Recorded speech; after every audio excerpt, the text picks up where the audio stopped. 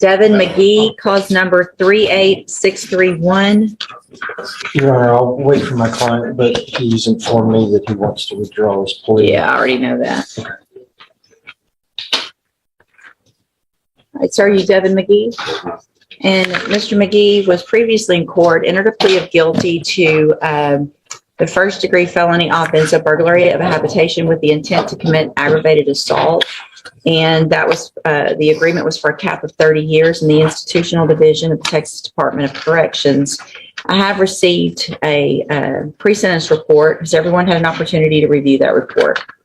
Yes, Your Honor. I have. I've also received, it looks like a letter from Mr. McGee that I have taken notice of, as well as a couple of, looks like some incident reports from the jail.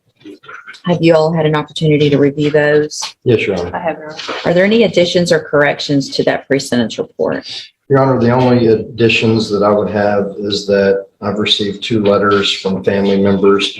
I'd like to have the court have access to that before making a decision. However, I'd like to read from some of the letters as part of my closing. So I'd like to hold on to them, but then I would like to present them to the court. They're written by 2 close family members. And then further, the only other correction in the pre-sentence report, I guess we need clarification. While the defendant was previously in court and pled guilty, he's informed me this morning that he wishes to withdraw his plea. I let him know that that was up to the court. That's not up to me. So, Mr. McGee, when you were here before, you were sworn in by the clerk and asked you some very specific questions about your plea and whether or not you were doing it freely and voluntarily, whether or not you did it because you actually did what they charged you with. Obviously, you know that I sat through the trial of your brother, so I've seen all of the evidence against you that would be presented at trial. The videos, all of the things. And so I guess I'm not inclined to let you withdraw your plea. I want to know, though, quickly why you think you want to. I was on my plea because I was informed. Well, I found out that I can't get probation on this, and I thought I could. And that's not correct, Your Honor. He is eligible for probation. You are eligible for probation. And I have told him. Affirmative finding of a weapon, I couldn't get it. What? Affirmative finding of a weapon, I couldn't get it.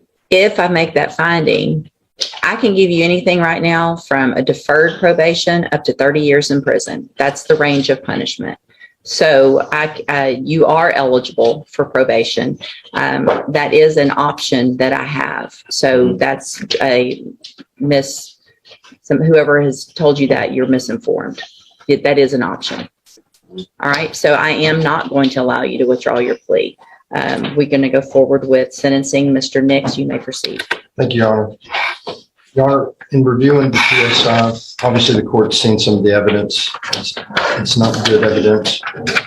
But the one thing that I think needs to go in Mr. McGee's favor, obviously, is that he did take responsibility. He did plead. Obviously, he's gotten some bad legal information in the jail since we were last here in court. But that shouldn't change the fact that Mr. McGee has had no criminal history other than some traffic citations and a few failures to appear on those traffic citations before this.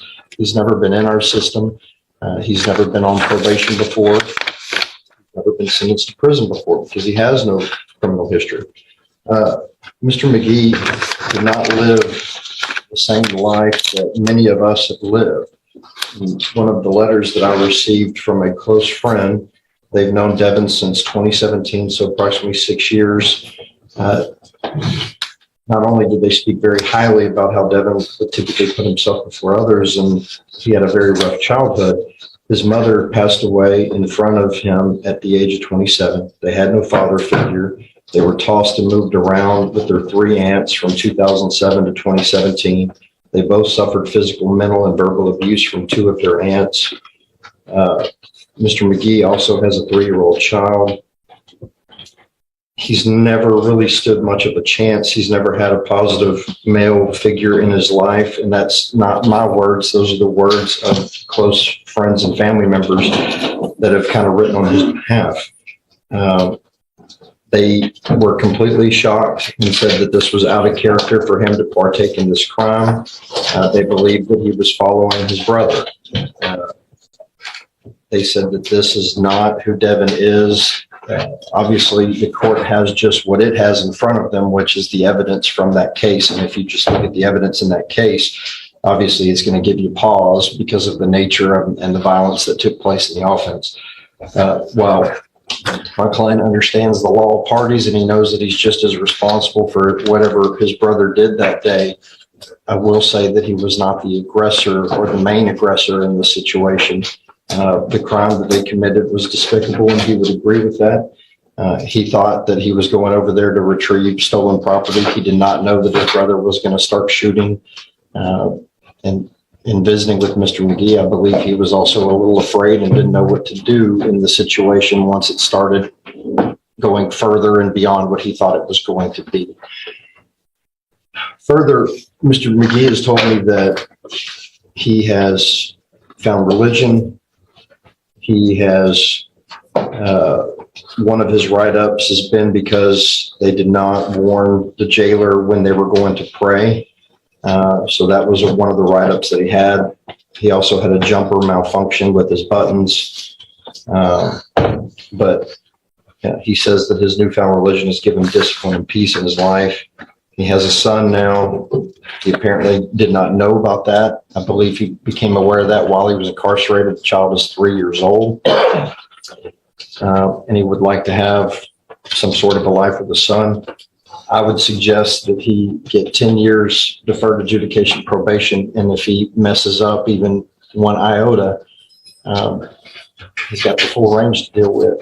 So I would suggest that he get 10 years deferred probation, be put on intensive supervision, zero tolerance, and actually be given a chance, because based on his criminal history, this is not who he is.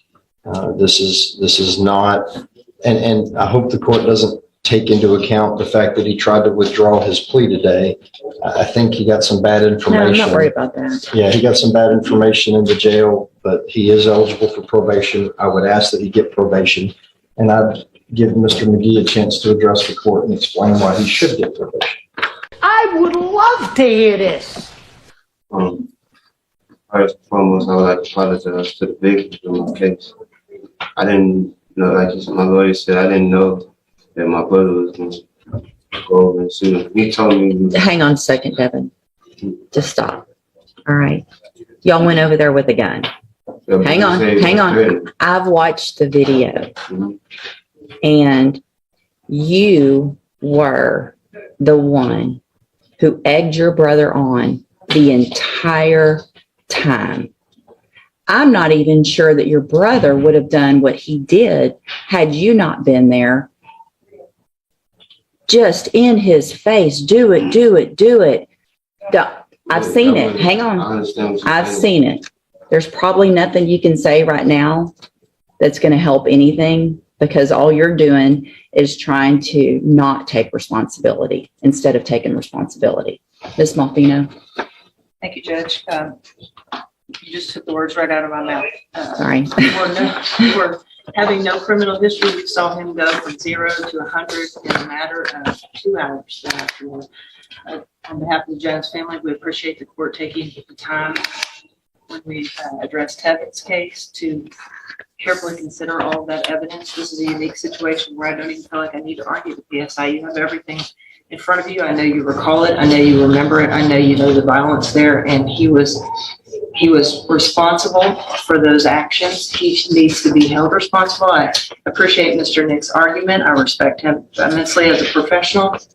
He's just doing his job. The words probation are just absolutely ludicrous for this case. I think Jason said it best when he told you this is not a gift to Devin. This is a gift to them, to let this be over, to stop the nightmare.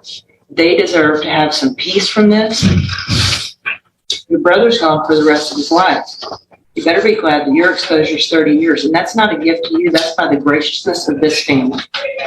Judge, on their behalf, I would respectfully ask 30 years with them for what I did. Your Honor, can I present the 2 letters?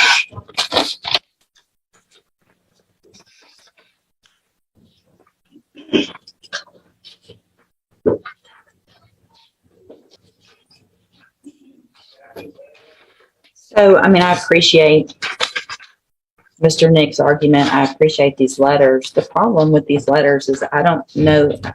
I wish if they hadn't seen that the people who are saying what a good person you are and how much remorse you supposedly have and that you've taken responsibility saw the video of what happened that night.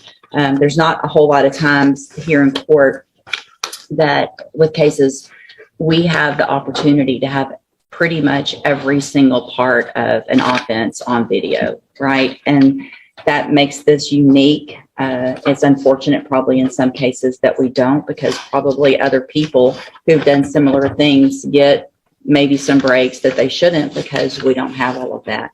What you and your brother put that family through that night is the stuff, and I think I've said this before, the family's probably heard me, I know, tell your brother this. This is the stuff out of a movie. This is what makes people have nightmares at night. And you instigated it. You walked with your brother with that assault gun, however far y'all had to walk, knowing you weren't just going to get property holding a gun. Well, you can object whatever you want, but I know what I saw. I know that you instigated him to keep doing it. You showed him how to take the safety off the gun. I remember all of that. So at this time, I'm going to find that you entered your plea of guilty freely and voluntarily. I'm going to find sufficient evidence to find you guilty. And at this time, I'm going to find you guilty of burglary of a habitation with intent to commit aggravated assault. I'm going to sentence you to a term of 30 years in the institutional division of the Texas Department of Corrections. I am making an affirmative finding of a deadly weapon. You will receive credit on that sentence for any time that you've been in custody that the law gives you the right to receive. I'm handing you the trial court certification, Mr. Nix, that shows this was an agreement. So you have waived any right to appeal. You've also been handed a written admonishment regarding your ineligibility to possess a firearm or ammunition. You should thank Mr. Nix. He did an excellent job for you, limiting your exposure, and on behalf of the family to give you that opportunity to have it limited at 30 years. You're very lucky, and I hope you take advantage of this. When you get out, you're still going to be young and have an opportunity to live a life, and you can choose. I hope you really have found religion and that you keep that, and that when you get out, you prove yourself that you're not that type of person. All right. Good luck to you. You can go back with the bailiff. Yes. Hang on. Absolutely. Hang on. Can y'all clear the table so he can have a seat? They're going to do a victim impact statement. Devin McGee, October the 8th, 2021 is a date that me, my family will never forget. You and your brother attempted to kill my husband, Jason. You and your brother tried to kill our innocent little dog as you entered our house. Prior to entering the home, the same very home that Jason and I built for our family, that we raised our family in, raised our children in, and it also became the home of our grandson, your nephew. You both taunted us for what felt like a lifetime. I will never forget the sounds of bullets spraying through our home. I will never forget the visual of seeing my love, my soulmate, my husband, the father of my children, the grandfather of my grandchildren, slumped down in a bathtub filled with blood, glass shattered everywhere. The sight of spent casings and shattered glass, spent casings that kept being discovered long after the crime was committed. The goal that you both had was to kill every one of us in the home that night. And I'm here to tell you, look at me. I'm here to tell you you failed. You are worthless.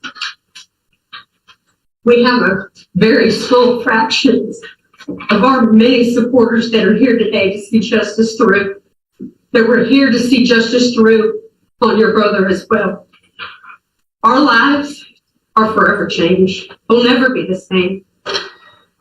But one thing that we can take pride in and knowing and going forward in is that justice is served.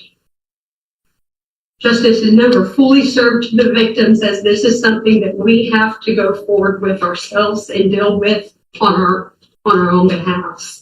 There's nothing that no one can fix. I hope that you are filled with fear every single second of your life. I hope that every time you close your eyes at night, you see my face, you see my husband's face. We are survivors of the crime that you and your brother purposely committed that night. We want to give our immense gratitude and sincerest appreciation to Port Neches Police Department, Nederland Police Department, Groves Police Department, Port Neches Fire Department, all medics involved, Jefferson County District Attorney's Office, Philip Smith, Ashley Molfino, investigators Troy Robinson and Brandon Crowder, Port Neches Police Department Detective Scott Thompson, Krista St. Elizabeth Trauma Physicians, and last but not least, to you, Honorable Judge Raquel West, thank you for all your support.